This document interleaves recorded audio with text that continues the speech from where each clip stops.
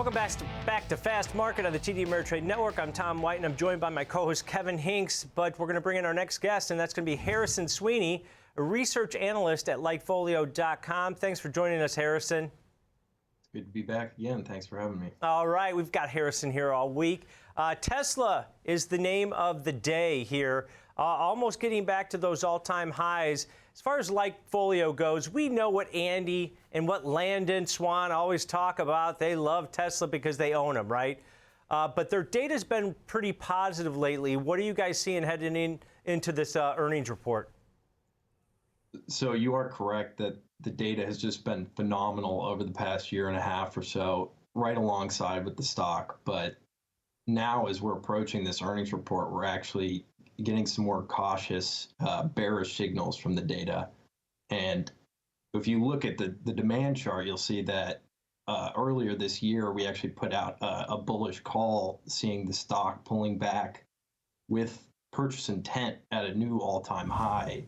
And there it is. You'll see now we're seeing the exact opposite, which is the stock has returned to an all-time high, and the underlying demand has started to pull back a bit, which obviously that's not a major bearish indicator yet, but ahead of this earnings report, it is giving us a bit of a more cautious outlook in the near term. And looking at the underlying brands, that we call them brands, but it's really just the different models that Tesla sells, there's two key factors that are really responsible for this demand slowdown, which is that the Model 3, which is far and away the most successful model they've had in terms of sales, is having a bit of a demand slowdown. And the Cybertruck, which you see on that chart there, is actually dominating in terms of relative mention volume. It's the hype for it, I suppose you'd call it, is also starting to pull back a bit. And that comes as Tesla's been increasingly cagey about the details of actually, when it's going to be released and what the specifications are.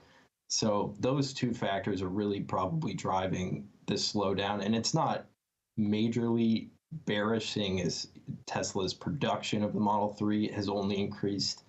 The deliveries of the Model 3 have only increased. So this is really just a near-term sort of, we're expecting probably some more cautious guidance in the report today.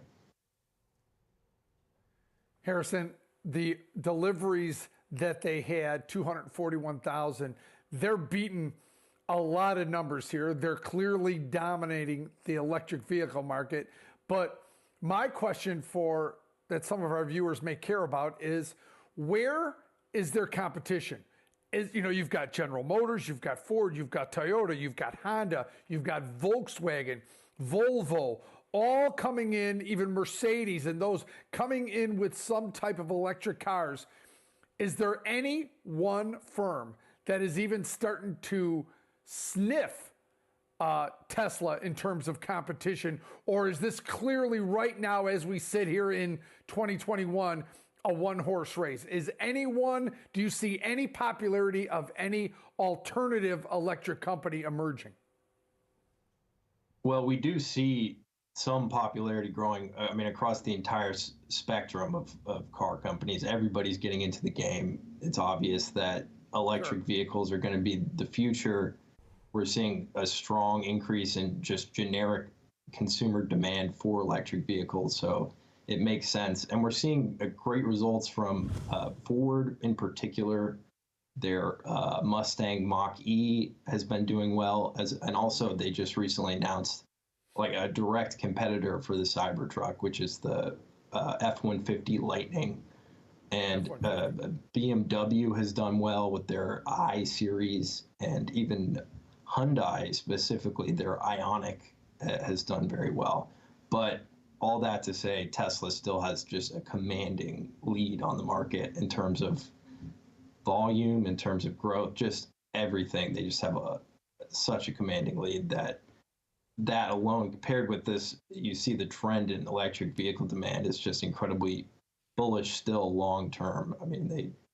The only concern I would say right now is that their Model Y and Model 3 prices have already had to be increased a bit just based on the supply chain constraints that they have outlined.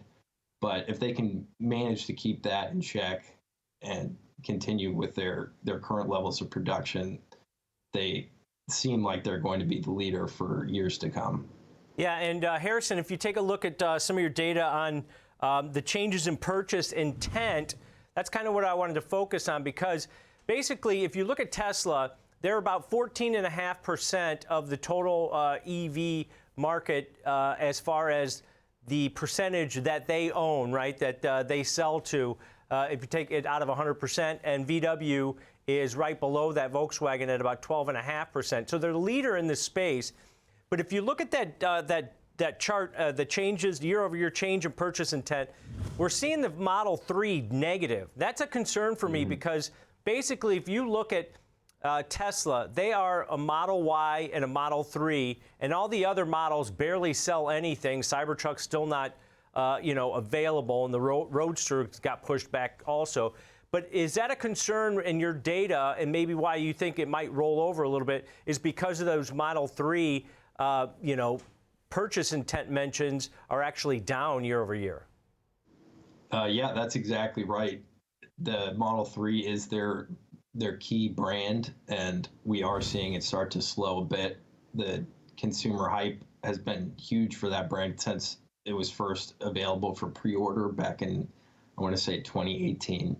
And now it's finally getting to the point where we're starting to wonder, does everybody who wanted a Model 3, have they gotten their Model 3? We're probably not there just yet, but they are expecting the Model Y to eventually outsell the Model 3, but we're not seeing anything of the sort in terms of actual mention volume for the Model Y brand, although it is showing strong growth. Yeah. The fact that Model 3 is declining is definitely one of the factors that's giving us pause. Right. All right, Harrison, that's going to wrap it up. Thanks for all that data on Tesla. This will be a big one after the close on the earnings event. That's Harrison Sweeney, a research analyst at LikeFolio.com. But Kevin,